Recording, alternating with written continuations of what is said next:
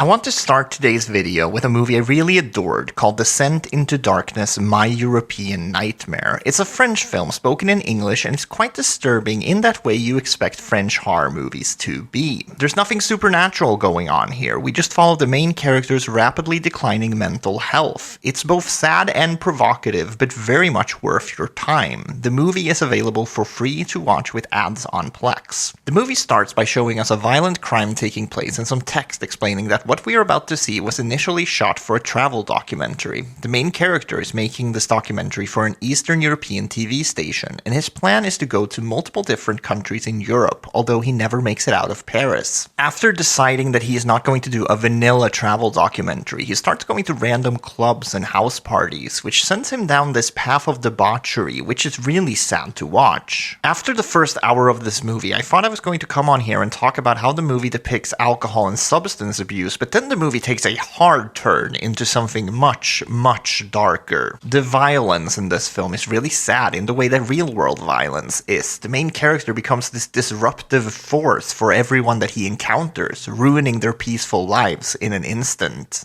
This is something I feel like the found footage format really enhances about the film as well, because it feels like we, the viewer, are also invading these people's private spaces. A lot of the imagery in this movie is quite shocking, but it's not just there to gross you out. There's a lot to dig into and analyze about this film. As I mentioned before, it's very clearly about alcohol and substance abuse, but it's also about the main character's addiction to being the center of attention. It's about the way we treat other people and cultures while we're on vacation, and all of this stuff is just in the first half of the film. Once you get to the more disturbing parts of the movie, there are equally as many interesting themes explored, but I think I'm just gonna let you discover those for yourself. Out of all of the disturbing found footage films I've seen, this is definitely the best one. It uses the format effectively and creates a really fascinating character study in the process. The director of this film also plays the main character, and I'm really interested to check out his other work, even though nothing else he's done seems to be horror related. I was really impressed by this film. You definitely have to go into it aware that you're going to watch a disturbing film, but if that sounds like something up your alley, I think it's a must watch. I will probably talk about this again in my underrated modern horror movie series sometime in the near future. Alright, let's quickly run through some movies that I didn't care for very much. I will probably be very brief regarding all of these. First off, we have Reportage November, which is a Blair Witch Project ripoff from my home country of Sweden. It's got really terrible acting, but if you don't speak Swedish, I think you probably wouldn't notice that as much as me.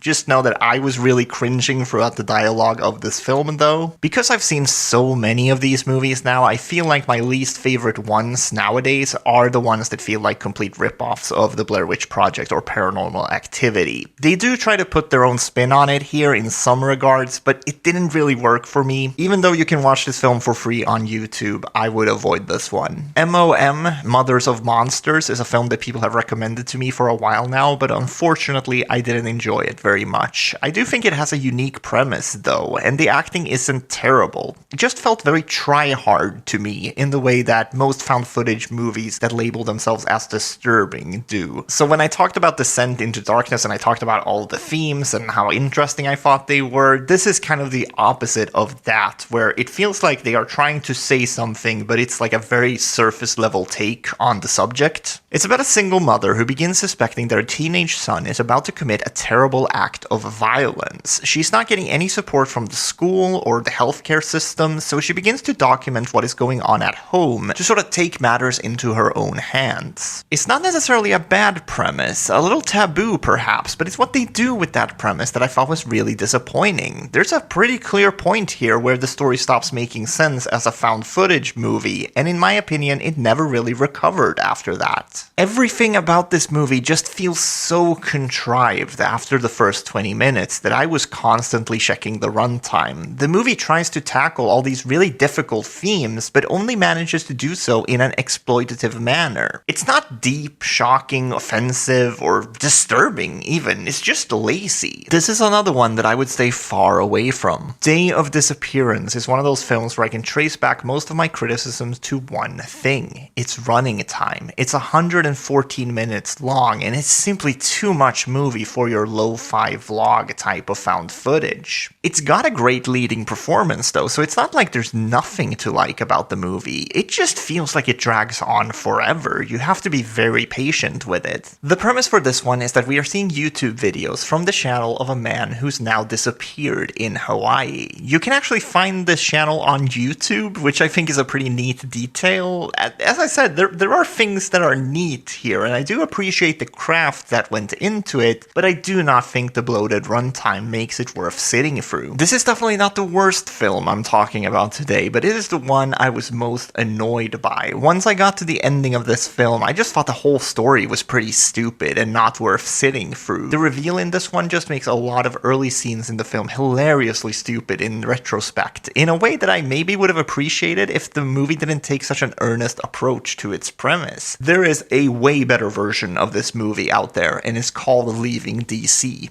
Let's move on. Deadware, on the other hand, is only 68 minutes long, which makes it move at a brisk pace. It's a screen life horror film set in 1999 that feels very inspired by another film I talked about recently, The Collingswood Story. They are both screen life movies set during the same time period, but Deadware was actually made in 2021. This causes some problems, as the movie doesn't really sell you on its authenticity. Both the technology and the vocabulary of the characters feels way too modern to be set in 1999, but other than that, I think this is alright. It's about two friends playing a haunted web browser game while video calling each other. The game looks like it would have actually come out on like 4 CD-ROMs if it was actually released in 1999, but that's okay. I think I just want someone to make a movie about a haunted FMV game. The premise is kind of cheesy, but I feel like there's a charm to it. I like the dynamic between the two friends that are playing the game, and for what it's worth, it's a cool little fake game they made for the movie. It definitely helps that this was available for free on YouTube and has such a brief running time. It's not great, but it's an alright time killer. Evil Things grabbed me right away. It starts by telling us that the tape we are about to see was anonymously sent to the FBI and simply labeled Evil Things. We then follow a group of friends that are on a weekend getaway in a snowy upstate New York environment. A good portion of this film is them driving up there and realizing that they are being followed by someone in a van who's got a very bad case of road rage. They eventually get to the house and they think they're safe, but that of course isn't the case. I'm gonna be honest, I wanted to like this film more than I did. The main problem here is that the film never really surprises you. I was actually rooting for this movie at the start because I liked the opening sequence so much of them driving up to the house. They try to build this mystery around the villain, but they never actually give you anything to latch onto. After the characters got to the house, I was waiting for this big payoff that never really came. It felt like a really weird way to structure the movie because it has this exciting opening, and then when you get to the house, the plot just stands still for 45 minutes or so. It felt like the entire second act was just them stalling for time. And without spoiling things, I have to complain about this ending for a little bit. All I'll say is that the perspective changes, but when they actually do that, it adds nothing to the story. I did not need to see this new perspective at all. I know I'm sounding really negative about this movie, but it's not like I hated watching it, and that's what makes me so frustrated about it. With a little more finesse, this could have been really good, but ultimately it's just a forgettable film. Let's end today on a little bit more of a positive note with Godforsaken. It's a very interesting film that I ended up liking even though it has a lot of flaws. This has one of the best openings I've seen in quite some time, so I was hooked right from the start, but then they started to do some things that annoy me about this genre.